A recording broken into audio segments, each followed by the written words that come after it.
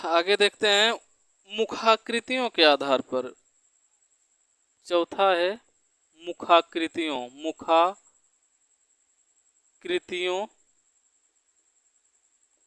मुखाकृतियों या मुखाकृतियों के आधार पर या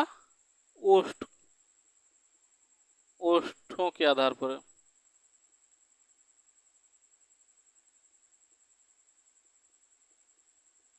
मुखाकृतियों या ओष्ठों के आधार पर मतलब ओठ के आधार पर भी वर्गीकरण करते हैं। किसी वर्ण को बोलने में ओठ गोल होता है, किसी वर्ण को बोलने में ओठ फैल जाता है। तो देखते हैं इसको भी दो भागों में बांटो। दो भागों में इसको भी बांटा गया है। क्या क्या क्या क्या है? वर्तुल, गोलाकार, वृत्तमुखी कह सकते हो, वृत्तमुखी, और इसको अवृत्तमुखी कह सकते हो, अवृत्तमुखी, वृत्तमुखी, अवृत्तमुखी। वृत्तमुखी को और नाम भी इसको वर्तुल भी कहते हैं। इसको वर्तुल वर्तुल भी कहते हैं और गोलाकार भी कहते हैं, मतलब ओठ गोलाकार होते हैं। वृत्तमुखी, वर्तुल, गोलाकार भी कह सकते हो। गोलाकार यानी ओठ गोलाकार होंगे आपके। इसको कह सकते हैं अवृत्तमुखी हो गया। और प्रसृत भी इसको कहते हैं। प्रसृत का मतलब फैलना, ओठ फैल जाते हैं बोलने में इसको। तो देखिए वृत्तमुखी यानी आपका ओठ गोल हो जाता है। ओठ इन स्वरों के उच्चारण में गोल हो जाता है, गोल आकार हो जाता है। गोल आकार का हो जाता है। जैसे किसको किसको बोलने में गोल आकार होगा? ऊ ऊ बोल रहे हो तो आपका ओठ क्या हो जा रहा है? गोल हो जा रहा है। ऊ ऊ ओ औ इन सभी को बोलने में गोल हो रहा है आपका ओठ। ऊ ऊ ओ औ इनको बोलने में आपका ओठ गोल हो रहा है। तो वृत्तमुखी हैं सभी। और अवृत्तमुखी कौन से होंगे?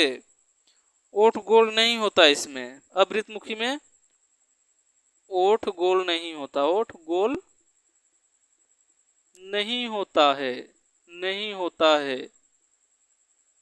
बल्कि बल्कि फैल जाता है, फैल जाता है। वृत्त नहीं होता है, गोल नहीं होता है, बल्कि फैल जाता है। तो कौन कौन बोलने में फैलता है? अ आ। और क्या है? ई ई ई ए इन सभी को बोलने में आपका ओठ गोल नहीं होता है, जब बल्कि फैल जा रहा है। और इन चारों को बोलने में आपका ओठ गोल हो रहा है। उ ऊ ओ जिसमें ऊ है इसमें भी ऊ, जैसे ये दोनों ऊ तो हो गए, ओ औ में भी ऊ होता है। ठीक है, सभी इसीलिए वृत्तमुखी है। ये ध्यान दीजिए, जिसमें जिसमें ऊ आता है वो सभी वृत्तमुखी हैं। तो ये दोनों ऊ हो गया। ओ में भी ऊ है। कैसे है? अ प्लस ऊ से बनता है ओ। ठीक है, तो ऊ है कि नहीं? ओ में ऊ है कि नहीं? है। और ओ तो बना ही है इससे, ऊ से मिल करके, तो ये हो ही गया इसमें। तो जिसमें ऊ आएगा वो हो जाएंगे वृत्तमुखी। और ये जो जिसको बोलने में ओठ फैल रहा है, प्रसृत कहेंगे या अवृत्तमुखी कहेंगे उसको। तो बस इतना ही इसमें है। एक और देख लेते हैं, इसके बाद कल देखेंगे। ठीक है, एक और देख लेते हैं इसमें।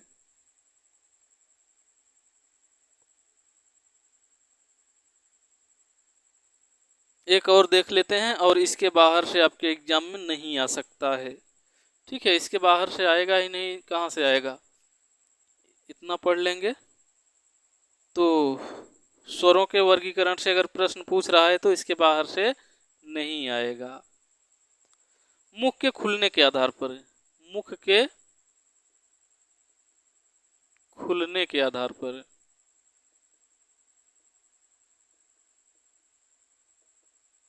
मुख के खुलने के आधार पर, तो मुख के खुलने के आधार पर चार भागों में बांटते हैं, समवृत्त, विवृत्त, चार भागों में।